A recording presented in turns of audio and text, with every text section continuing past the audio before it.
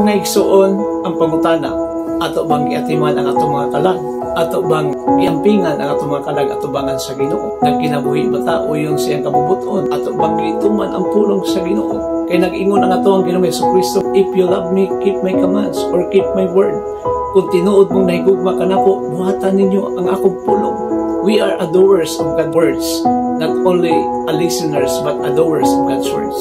Kita nga mga katawan sa Ginoo, mga magtutuman sa pulong sa Dios ug dili mga magsusupak.